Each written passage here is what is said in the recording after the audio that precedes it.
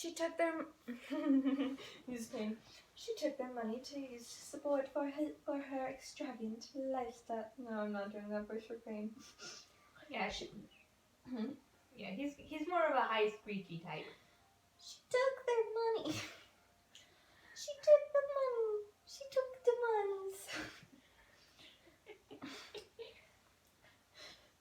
She took the monies and used it to support her lifestyle. Dude.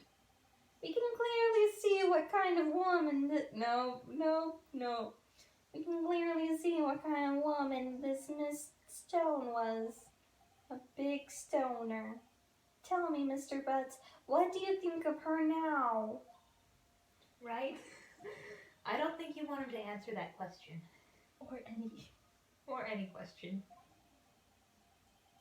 Yeah, Larry has a way of running his mouth in all the wrong directions. And sadly, this is set in Japan, so we can't plead the fifth.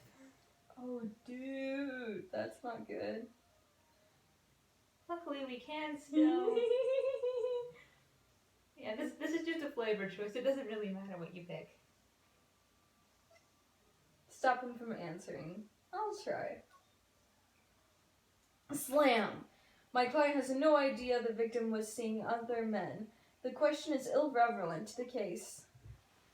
Oof. Wins! Dude, Nick, what do you mean irrelevant? That cheating she-dog. I'm gonna die. I'm just gonna drop dead. Yeah. And when I came, what did she say? I was at the bottom of getting to this. Yeah, and when I meet her in the afterlife, I'm gonna get to the bottom of this. Let's continue the trial, shall we? I believe the accused's motives is clear to everyone. Yes, quite. Oh boy, this is not looking good. Next question. You went to the victim's apartment on the day of the murder, did you not? Blushies. Gulp. Well, did you or did you not? Well, maybe I did, maybe I didn't. Uh-oh, you went. What do I do now? Stop him from answering. I'll send him a signal. Lie like a dog. Well, see, you went like this. I don't remember. What? You don't remember? At least he's smart enough not to perjure himself. What? At least he's smart enough not to perjure himself. What's perjury? Lying in court. Does he not remember, though? No, he went. Well, then, we'll just have to remind you. I got a bad feeling about this. We have a witness that can prove he did go to the victim's apartment that day. Well, that simplifies the matter. Who is the witness?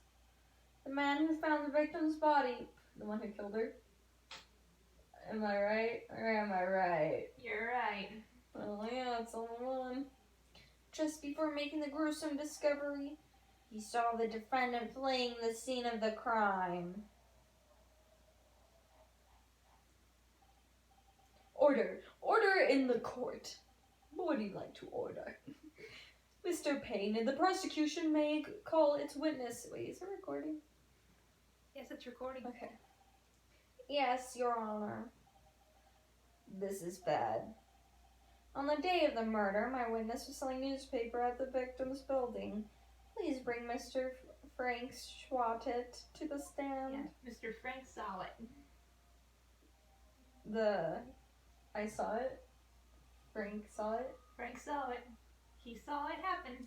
Or so he says. Or so he says. Saw it used for swelling newspapers suspicions. Is this correct? Marriage. Marriage. Oh yes. Newspapers, yes. He looks so sleazy. He does. Mr. Swat, you may proceed with your testimony. Please tell the court what you saw on the day of the murder. Here comes the fun part. Witness account. Alright. I was going door to door selling subscriptions when I saw a man fleeing an apartment. I thought he must be in a hurry because he left the door half open behind him. Thinking it was strange, I looked inside the apartment. When I saw her lying there, a woman, not moving, dead, I quailed in fright and found myself unable to go inside. Sure. I thought to call the police immediately. However, the phone in her apartment wasn't working. I went to a nearby park and found a public phone. I remember the time exactly. It was 1 p.m. The man who ran was, without a doubt, the defendant sitting over right there.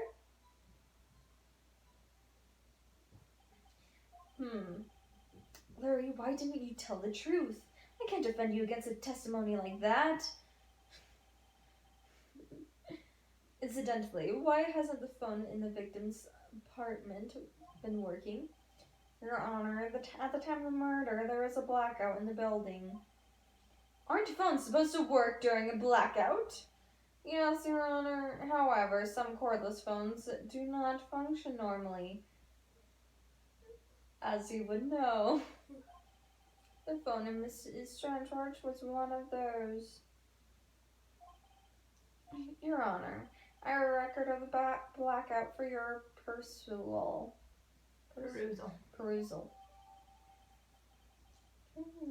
out from noon to 6 p.m. on the day of the crime.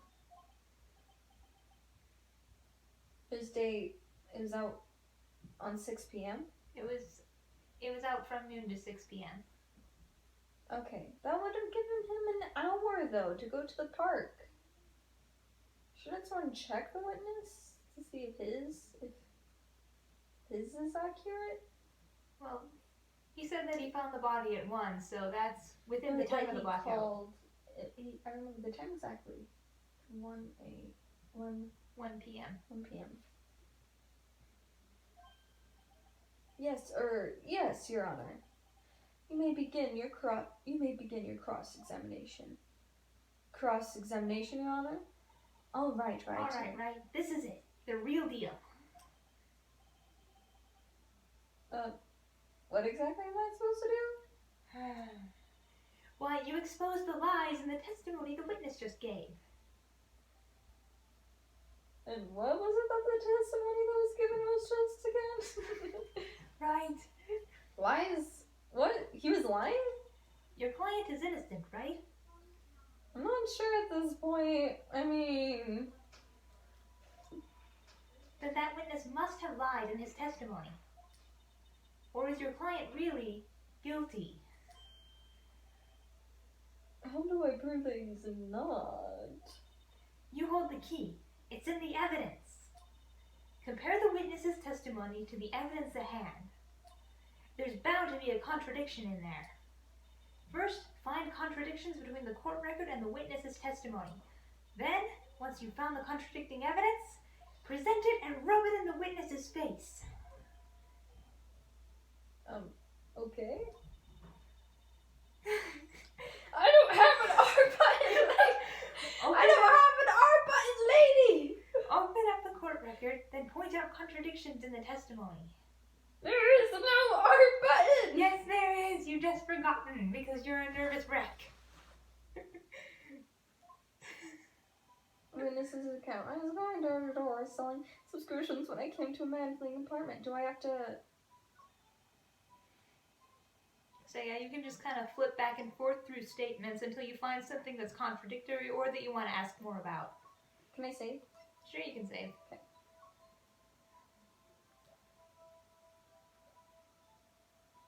Yeah, this is the first case, so everything's going to be pretty straightforward. R present? I'll press. What? Yeah. And pressing is when you want to ask more about a particular statement. Can I do that all the time? Yeah, and you don't get penalized for that. Okay. Well, you do sometimes get penalized for it, but you get warned first that you're gonna get penalized for asking about the wrong stuff. Okay. So, unless the judge specifically says, "I'm gonna penalize you if you ask stupid questions," you can just ask about whatever you want. Which he didn't. This time. Isn't a man leaving from an apartment common sight? I find it odd that you would take notice of him. I do not know. He just seemed strange to me, that is all. Like he was mad and yet frightened at the same time. Just like a criminal fleeing the scene. That's very specific. The defendant requests that the witness refrain from conjecture. Of course, that's what witness means is that the man looked suspicious. So what happened next? I thought he must be in a hurry because he left the door half open behind him. That is... wait. Half opened, you say? Yes, the door was half opened, yes.